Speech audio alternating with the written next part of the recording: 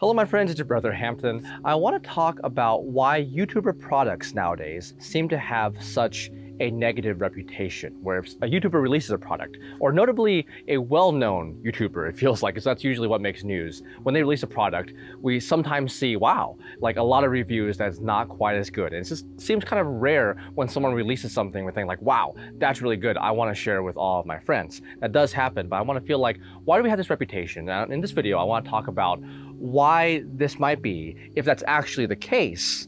And because this is a content creator business channel, more so than a consumer channel, I want to talk about if you ever decide to release a product, how you can avoid those pitfalls and how you can make something that people actually like. So the first thing, there is kind of a thought that there's millions of these channels out there and they have different products, and there's like digital products, physical products. There's a few thoughts that I see that when I see in comments, I'm like, that probably isn't that. And there's this idea that YouTubers in general, I guess nowadays they don't really have the best reputation, perhaps understandably so. Some of them just want to scam the audience. This is terrible. By the way, this is like, I have products. So like, this isn't directed at any particular group of people, but as a whole, you can look up YouTuber products. There's a lot of discussions about this. There's an idea that they just want to scam their audience, or they don't care, or they just want to make a quick buck. And while this is sometimes the case, I feel like if you were to think about, let's say you have an audience of a couple 100,000 people or 1 million people, and you want to release a product, ideally, you probably would want that thing to do well, right? So like, I'm not speaking this from an idealistic standpoint. I'm not saying these are necessarily the best people. I'm not even talking about a specific person, so I wouldn't know if they're a great person. However, why is it that a lot of them in general seem to have issues? And I don't necessarily think it's because they don't care, because even if you are under the idea that you're just here to make money, a good way to keep making money is to release something that people like so they can become repeat buyers. Not to con them into it, but because they genuinely like the thing you put out so much, they want to keep buying it and they tell their friends about it. So that, I've always been a little suspicious of, like, oh, they just want to scam people. Maybe if they really need to make a quick buck, I'm not sure, I'm sure that's happened, but I'm always a little skeptical of that. And then there's another thought where it's like, well, this is cheaply manufactured, or it's made by the masses somewhere overseas. And I know a lot of people, an international crowd watches it, so overseas means different things, but there's different nations that are known for manufacturing. And while that might possibly be the case, I've had things manufactured from many nations across the world, including the US. And while I'm all for people who want to manufacture and give jobs to their domestic nation, that's great, especially when it can support the economy. I love all of that. But quality-wise, if you think of a lot of things that you use, including possibly your smartphone, your car, many things in your house, are manufactured overseas. I love, like, if you want to do stuff in your nation, but there are good manufacturers in pretty much any nation around the world. It's not only in the UK, US, or wherever you would like to see some things manufactured. You can have quality anywhere around the world, but it's just how you manage it. So like, there's big companies, not just YouTubers, but there's like some of the biggest companies in the world will manufacture sometimes in China, they'll manufacture in Indonesia. Now, whether or not you want that is a separate thing, but I think I use that as an idea to prove that you can manufacture from these different places and still have a fairly high quality product. So it's not just that. The big thing I would say of why sometimes YouTubers and YouTube channels struggle to make a quality product that people genuinely like is because the skill set of developing a product is a little bit different than the skill set that a lot of them use to acquire a large audience. There's a lot of different factors. That might be one of the biggest ones, if not the biggest one, is those are two different skill sets, because things are YouTuber businesses and really brand businesses, and this applies as a spectrum to many different things, are built in reverse to a traditional business. That's how I think of it. So if you think of a traditional business, how you would think of one is, or how a lot of people do, is you would build something really cool first. Let's say it's a robot that cleans your house for you. I know there's things like that, but like it can climb shelves and stuff. It can like really dust everything, okay? That's the robot. And you spend years making it, like, man, this is great. Okay, let's say you do that. You're like, well, who's gonna buy it, right? Who's going to sell to you? So you don't necessarily have an audience yet. So then you build the thing first, and then you find people. And if it's really good, people will tell people, and then there's that ripple effect of word of mouth. That's why it's so popular. It's like, wow, this robot's really good at cleaning my house. I'm going to make a video about it, and that kind of spreads. So there's the idea that you make a product first, and then you find the audience for it. Then you find the consumers for it. But with content creator businesses and brand businesses, and even celebrity businesses that take a step back, they generally build their brand first. So you know these YouTube channels, usually not for their products. You usually don't know them for their products. You know them for their videos, or if it's just a content creator in general, you know them for their blog posts, their podcasts, not necessarily their skill at making things. Because if someone, including me, if most of us watching this try to make a robot, let's say we give ourselves a deadline so it doesn't take forever, we're trying to make the best robot to clean a house we can in a month. And let's say we have a budget, we have a $100,000 budget, $200,000, however much you need, right? So we're not limited by money necessarily, but with just time and our skill. And we think, most of us probably wouldn't make the best robot, house cleaning robot, right? So I'm not saying you can't over time, but from here we can kind of understand that doing these things is a whole skill set within itself, and separate from that skill set of being able to create videos that attract a wide audience, have a lot of people trust you and like you. Now, there is some crossover. There's like product management, if you want to think of your videos and your content as product. There's like quality control, attention to detail. So that's why there is potential there. But I've talked before about why some people, including myself, sometimes turn down sponsorships. And in the case of myself, I've never taken a sponsorship.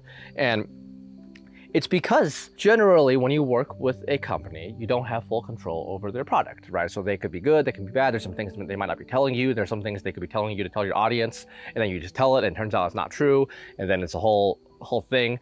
And also, obviously, because someone else is doing the manufacturing and everything, you're not getting quite as big of control, and you're not getting as much of the revenue, frankly. I've mentioned the benefits of building your own product, but there's also a downside, and that's all this here, right? Building your own stuff is tough. Like building it, like being able to structure it, because like think about the robot example. Where would we even go for that? So most people don't even have like a manufacturer's contact on their phone. It's like, oh, I'll just contact them and see, can you make this? So like a product engineer, it's like, okay, I need this specification and get this design. Here's the prototype, and now we can manufacture it, now we can test it. All those things is a skill set that's not well known to the public. So these are things that there's a learning curve that we have to learn, that we have to go through for all of this. So that's all the downside. It's hard to build all of that and then market it and then ship it and then do support on it. It's tough, right? It can be very well worth it. It's not always that hard. It's not always going to be hard for the rest of your life, but it has the potential to be hard. So that's why some people just choose to work with sponsors. And if you choose to work with good sponsors that you believe in, congratulations, right? That's great. But this is why there's a downside to manufacturing products. It's like the ability to make products is separate from the ability to gather an audience. Now, what you can do instead, this is where it gets a little bit interesting, because there's two different ways you can look at it. Because products, just to give a little bit of clarity, can mean different things. So I'm gonna go inside real quick. And like I've mentioned at the beginning of the video, I've made a variety of products myself. I've offered them. So here's very notably a book of our fitness routine that I've made. I can show it and flip through it, but I don't want it to be like a product advertisement for this. It's not, this is a fitness book and this is a business channel. And then there's these cards that we do, which is related to, here, let me see if we can focus on it. Related to the book that we did. And then there's little chibi versions of me doing the exercises, and it's a deck of cards like that. And I worked with an artist to draw it. I told her very specifically what I want, and she's actually one of my favorite people to work with right now. Shout out to Yvonne. Then I got someone else to print it, and that ended up being a lot of fun. So we sold a decent amount of these cards, and we ended up doing other work together. And I've also done exercise equipment and different things related to fitness. And a lot of these things, I think, have varying success, but I use that as an example to show what a product actually can be, because a product could just be an ebook, right? So if you're like, man, I don't know how to do robot manufacturing, maybe I just never need to make a product. No, a product could just be an ebook. A product could be you typing in Microsoft Word or Google Docs, type it out, zero formatting, save as PDF, upload it somewhere where people can buy it, right? It can also be a single video, and you can call that a course. I'm not saying you should do this. A product could be, I consider products and services more similar than some people do. A product could be something that you offer as a service. It could be a consulting call with you, or just a call with you, or you could do a cameo appearance where some celebrities say hi and happy birthday for a certain fee. You can do that. That could also be a product. But I use all these examples to show that a good way to quality control the things that you release, that you tell people to buy, and your audience trusts you to buy. A good way you can quality control that and ensure they have a good product and they don't feel like you betrayed their trust, etc. It's hard to do at scale, but they don't feel like they're happy with the things they got, is to stay with things at first that you can do yourself. A lot of content creators, which is why I brought those examples, a lot of content creators are good at typing, videoing, like creating content basically. So you might say, well, let's say you are a fishing channel, right? And you have a decent amount of fishing watchers, fishing enthusiasts, and you want to release a fishing course. I don't know, like how to fly fish. I don't know. You could theoretically just make a video course on that. You could hire a videographer, write down the things you want to teach, have them film with you for 1, 2, 3 days, right? Have that edited into a course, 10-module course. You can sell that. That's a product, right? And because you are already good, presumably, at making videos, you can really go into that. Be like, no. This video is way too cheesy. It's like, oh, you didn't zoom in. Like, so we need another day where we do B-roll, where you zoom into my hands because we can't see the stuff that I'm tying. So that's interesting. So it's like, Oh, and I don't mention how much force to use here. Let me refilm this part. These are all things that you might know as a fishing video content creator on how to quality control. These are all things that you can do yourself. On the other end of that spectrum, if you were to release a car, right, you might not know that much about cars. If you were to release a fishing boat, right, or just a boat, you might know something about fishing boats, and that's great, but you may not know that much about engineering, right, or like mechanics, and you might release an inferior engine. You might work with someone who claims they can make something very good, and you can just put your brand on it. That's where it gets into it, where if you just put your brand on something, you often have to partner with, because there's going to be people who tell you like, oh, I know how to do this, or I know the people who can do that. Just give me half of the money, right? And then I'll do it for you. Sometimes they're very shady. They do exist. Really good partnerships that would change your life exist possibly in your inbox right now, or from someone who has been meaning to DM you but just hasn't, or DM'd you and you just didn't see their message. That exists, and those can change your life if you partner with the right person. But a lot of them are shady. A lot of them don't know nearly as much as they claim they know, and they can really make your life worse, hopefully temporarily. So be careful who you partner with. But you see, that's an example of something where you have tangential knowledge because of quality control, and you might know how to work hard, and you have attention to detail, but you may not know that much. If you want full control, start with something that you can have much more control, intimate control, something you can build yourself. After you have that, and you want to experiment, a little bit harder is to work with someone that can partner with you. And this is something that I had to do with, like, for example, the app that we're building, which is probably one of the most challenging products so far that I've had to make so far, because I'm not coding it myself. I'm not building this myself. When there's an issue, I tell someone, it's like, hey, can we fix this? And then we have a meeting and we fix it. It's not something that I coded myself, so I don't have full control over. Now, I think it has great potential. I like doing it, but it's a little bit harder. And the advice I can offer there is to spend a good amount of time, probably longer than you think, actually interviewing and talking to the people that eventually help you with this. This can be very frustrating because there is a tendency to want to interview, like, I don't know, maybe not even 5 people, like 5, 10 people. It's like, okay, I'm done. You know, like, I like this guy. Like, he complimented my hair. It was good. I'm gonna go with him.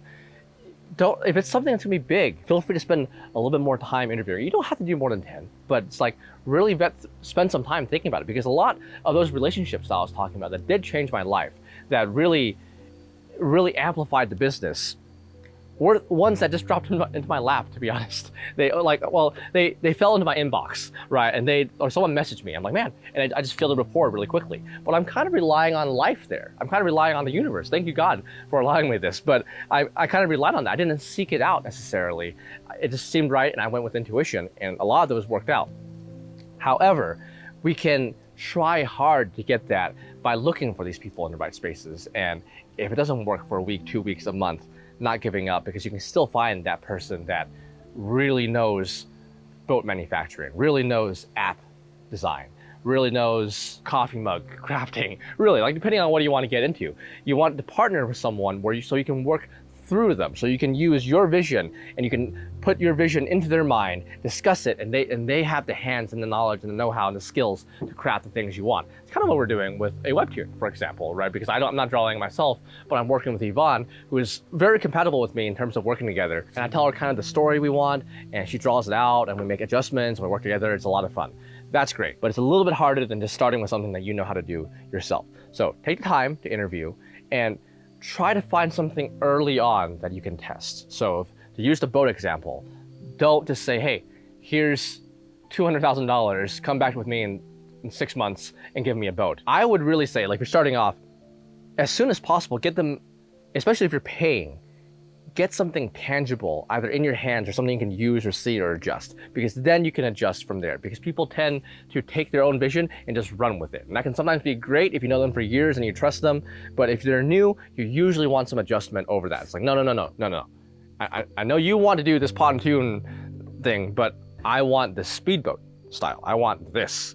And then they're like, oh, okay. So as soon as possible, as soon as you really can, really like regular meetings, like every week, multiple times a week, depending on what it is, get something they can send you, something that's tangible, something that's working, and then you can adjust from there. That's where I would put the time, rather than, hey, it'll be done in 6 months, talk to you then, we'll email a couple times every month. Those projects have usually not worked out that great. And lastly, through all of that, and once again, this is from the lens of a content creator, a YouTuber, who wants to release something that I believe you genuinely want your audience to like, something that can genuinely help, something they love, and can hopefully make you some money, but really you want it to benefit the people that are using it so much that they tell their friends, and it trends, and like people are like, wow, this is great, how did you make this? And then you can innovate, build more things on top of that, and change people's lives for the better. One thing that can really help you with that I've learned over time is to be careful not to overpromise and under-deliver.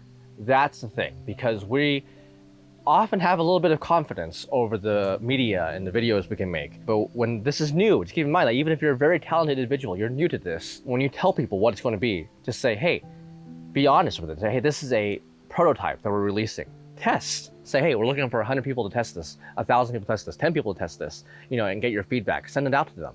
Spend that extra month or two to make sure something is good before releasing it. And don't overpromise and tell them it's gonna be life-changing and perfect when you've never shipped anything before and you're like, man, it takes like 2 months to get there. Wow, like there's some certain nations that, we can't ship to. Well, I mean, this is so hard. Be careful with your messaging, and then people are more likely to be forgiving and understanding. When you say, hey, this is a test version, people who buy it are test version. When you say, hey, this is a pre-order, not everyone will understand when they buy it in bulk, but really try to make it clear this is a pre-order. You may not get it in 2 or 3 months, but the pre-order money that you have, you can use it to fund the pre-order manufacturing. That's like why a lot of people do pre-orders, and they can estimate demand and things like that. And very importantly, try to get some version that you can test yourself and test extensively, something that you are happy with before you release. So when you work with a business partner, this is very much from experience, they usually very confidently tell you, hey, we can do it by May 15th. We can do it by June. Oh, like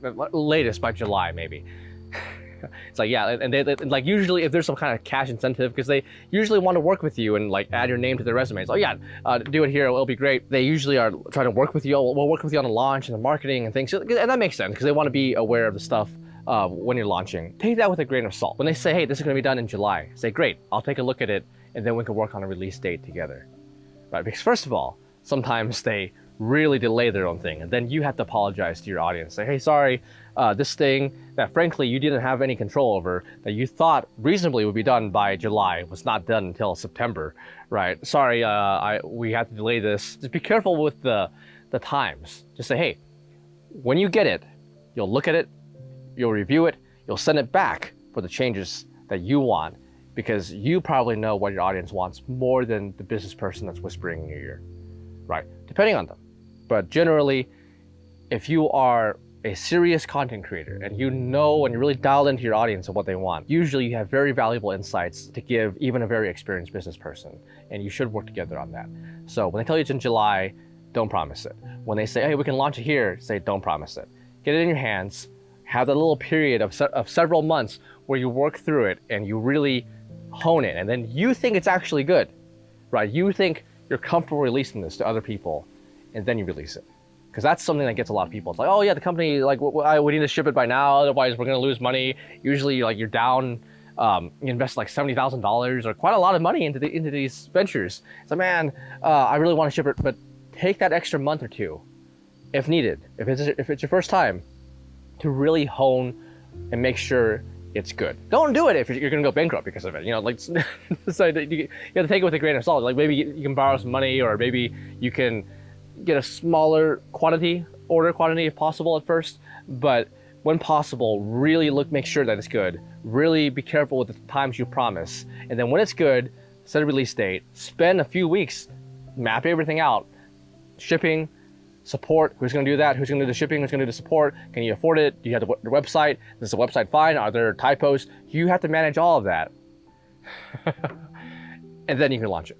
So that's just an idea of why there are some challenges behind YouTuber products, why they might have a reputation that may not be the best. Some of them are good. I've used some YouTuber products that are really good. I like them, right? But I also know that some of them are probably the first product this person has released, and it might get better over time. If you ever go into that realm, if you ever dive into it, whether you're a YouTuber or not, or just looking this, or just watching this, you're like, I want to build a product, I want to build a business that might have a social media branch. Here are some ideas from my view, my opinion, and my experience on how to make a very good product that people will like. Thank you so much for watching, and have a beautiful day.